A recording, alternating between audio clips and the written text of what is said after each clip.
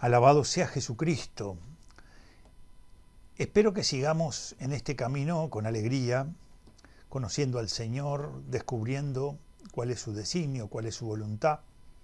Como él mismo terminaba en ese capítulo 7, ¿verdad?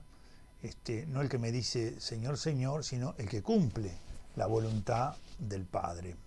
Vamos a entrar ahora en este capítulo 8, un capítulo en donde aparece dominado por una serie de curaciones que realiza Jesús, que son unas cuantas. Estas curaciones que Jesús realiza, en realidad, son manifestaciones de que el reino de Dios está presente allí en medio de ellos. ¿Por qué? Porque el reino ha venido a vencer todo mal. Y en la medida en que se hace presente y que avanza, entonces todas las realidades del mal retroceden. De hecho, y esto es así, este mal se hace presente en las enfermedades. ¿Qué son esas curaciones que Jesús realiza o esas liberaciones que también van a estar presentes en este capítulo? Son signos, son anticipos de la victoria de Cristo y de la presencia del reino que hace que todo mal retroceda. El diablo, las mentiras, los egoísmos, toda realidad, las enfermedades, las posesiones. Vamos entonces ahora a tratar de ver qué cosas vamos a encontrar en este capítulo 8. Ya se los adelantaba, vamos a tener un número importante de curaciones o de liberaciones, además de algunas otras cosas que aparecen pero que son menores. Te invito a que mires allí en tu Biblia, invocación al Espíritu Santo, supuestamente ya la has hecho, para que Él sostenga tu lectura, para que Él te introduzca en la presencia de Cristo en ella. Segunda cosa, leer el texto con calma, tratando de gustarlo, de poder saborearlo, no apurarnos, no tratar de ver cómo termino, sino que tomarnos un ratito de tiempo. Estoy seguro que estos capítulos no llevan 10 minutos, que llevan un poquito menos de 10 minutos. Leerlos, ¿no? Y en tercer lugar, esta ayuda que yo te envío, que no agota, no es una meditación detallada de cada fragmento, no es eso. Trata de darte una ayuda, una guía con alguna cosa que trata de puntualizarse más. Vamos entonces a lo que encontramos. Mirá allí en tu Biblia, abrila, capítulo 8. El capítulo 8, a partir del versículo 1 y hasta el versículo 4, vamos a tener una primera curación. Jesús va a curar a un leproso. A partir del versículo 5 y hasta el versículo 13, va a curar al criado del centurión. A partir del versículo 14 y 15, a la suegra de Pedro. Acá vemos 3 curaciones, ¿verdad? Una detrás de otra. 16 y 17 van a haber numerosas curaciones y liberaciones. A partir del 18 y al 22 aparecen algunas exigencias que Cristo plantea para aquellos que quieren seguirlo. Versículos 23 al 27, la experiencia de ese mar que se pone embravecido y el Señor que viene a calmar la tempestad. 28-34, 2 endemoniados gerasenos, que Jesús va, algunos ponen gedarenos, otros gerasenos, bueno, lo que tenga tu versión de la Biblia, que Jesús va a liberar allí. De manera que estamos en este contexto. Veamos entonces el inicio, la temática del leproso, cuando bajó del monte, del 5 al 7, sermón del monte, la ley, Jesús como el nuevo Moisés, que lleva a plenitud, a la perfección, lo que Moisés había enseñado también en un monte, por eso este vínculo, al bajar, dice que una muchedumbre lo siguió, un grupo de gente numeroso venía tras de él. En esto un leproso se acercó, se postró ante él diciéndole: Señor, si quieres, puedes limpiarme. Él extendió la mano, le tocó y dijo: quiero, queda limpio. Y al instante quedó limpio de la lepra. Y Jesús le dice: mira, no se lo digas a nadie, sino vete, muéstrate al sacerdote y presenta la ofrenda que prescribió Moisés para que les sirva de testimonio. El texto de la curación del leproso. Hay que reconocer que todas estas curaciones son manifestaciones del poder mesiánico de Jesús, que manifiestan o enseñan cuál es su origen. En el caso del leproso debemos recordar que la lepra hasta ese momento era una enfermedad incurable. Había leprosos a los que se les permitía una cierta convivencia, aunque tenían que estar un tanto apartados, y otros a los que no se les permitía ninguna convivencia. Vivían aislados, vivían separados por el temor al contagio que se pudiera dar. Incluso iban vestidos con ropas desgarradas, la cabeza la llevaban rapada, y a veces se gritaba al verlos impuro, impuro, o ellos mismos lo hacían. De manera que la lepra era una enfermedad que apartaba totalmente, ¿no?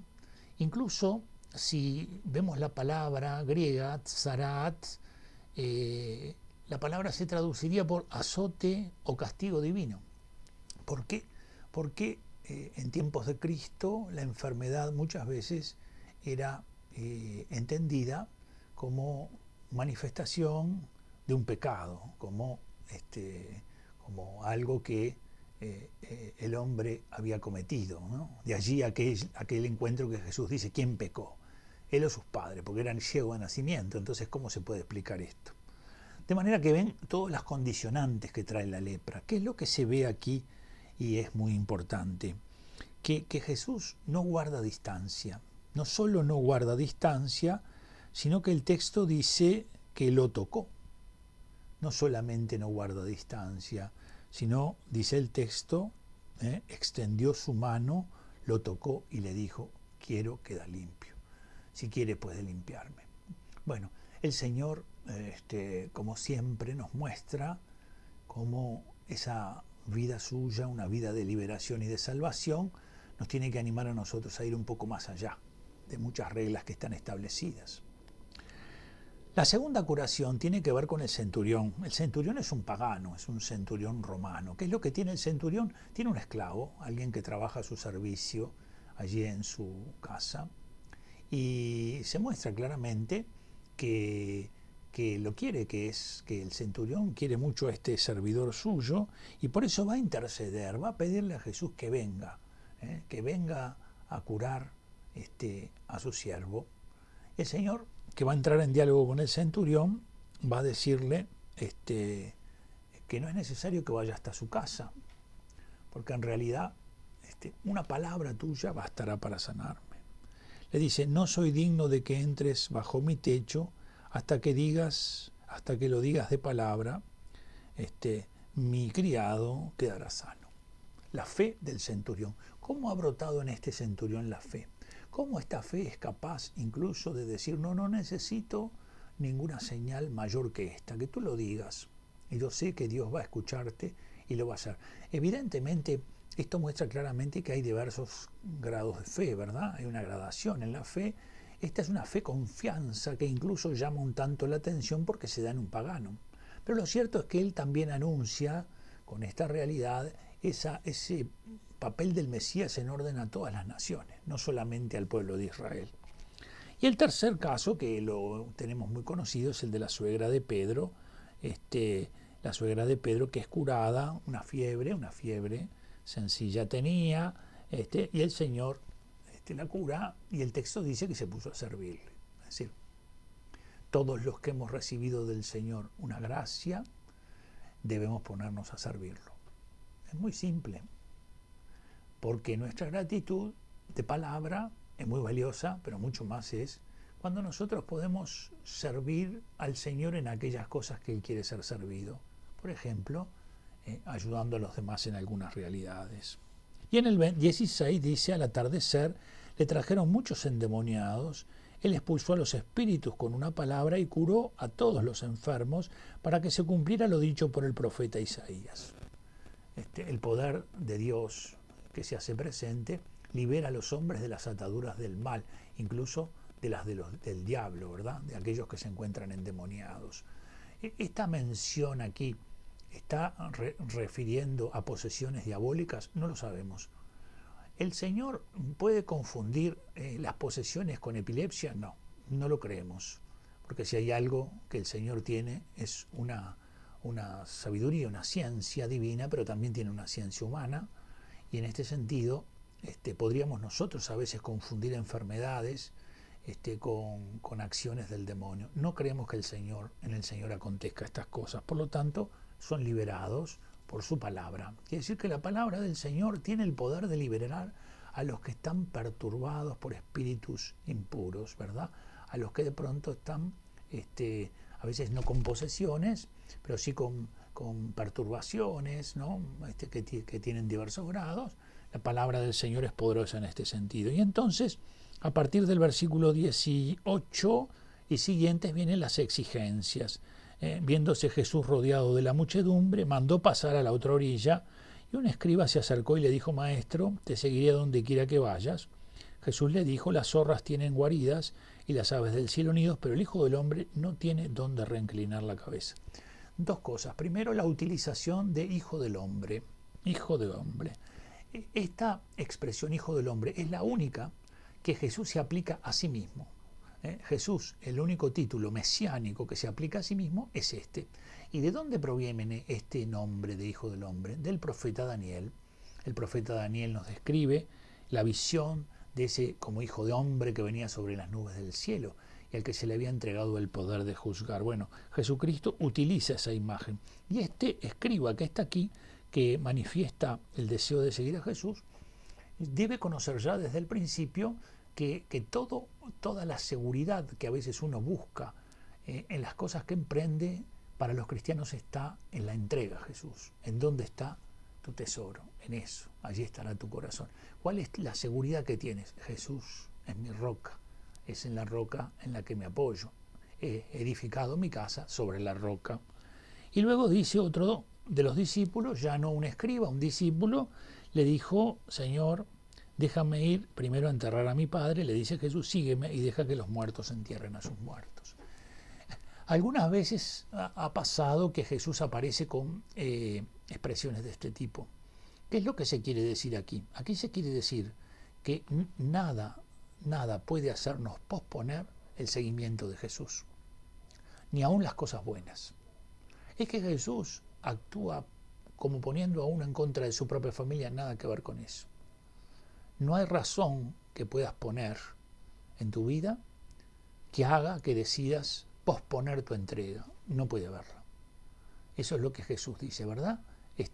Y anima, en este caso al discípulo, a que sepa que debe tomar la decisión de seguir a Jesús. A partir del versículo 23 dice: subió a la barca, sus discípulos le siguieron. De pronto se levantó en el mar una tempestad tan grande que la barca quedaba tapada por las olas, pero él estaba dormido. Acercándose ellos, le despertaron diciendo: Señor, sálvanos que perecemos. Les dice: ¿por qué tienen miedo, hombres de poca fe? Entonces se levantó, increpó a los vientos y al mar, y sobrevino una gran bonanza.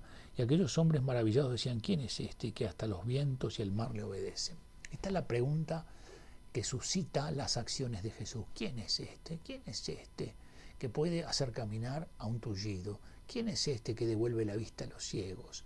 ¿Quién es este que hasta el mar, que está embravecido, se calma?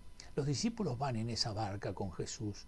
Jesús está durmiendo, pero en un momento determinado sienten que corren riesgos. Y al sentir que corren riesgos, de alguna manera piensan que tal vez esto no interesa demasiado a Jesús, porque Jesús está allí descansando.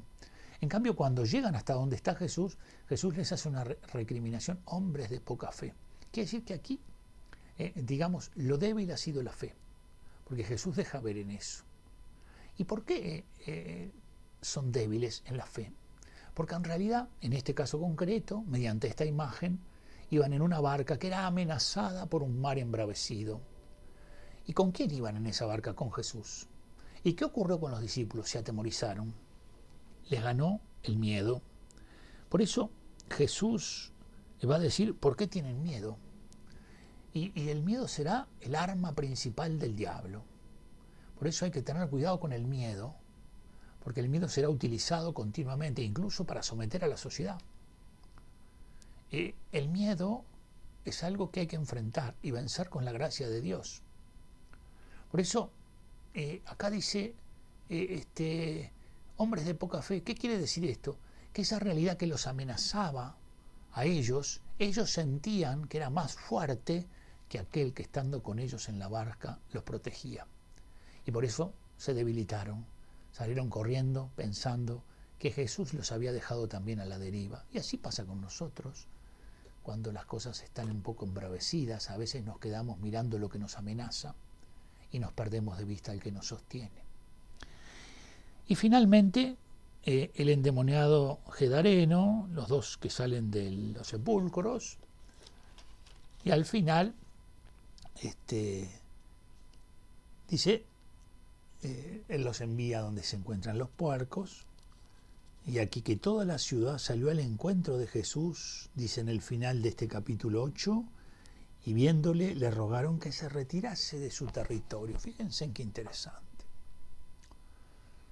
Hay veces que en la obra de Dios puede resultar para aquellos que viven con una cierta comodidad y con la pasmosa tranquilidad mundana, puede resultar una cosa que no quieren ver cerca, porque esto nos trae problemas. Hay veces que las complicaciones que tenemos son bendiciones, porque tienen que ver con querer servir y amar al Señor o querer que el reino del Señor esté presente.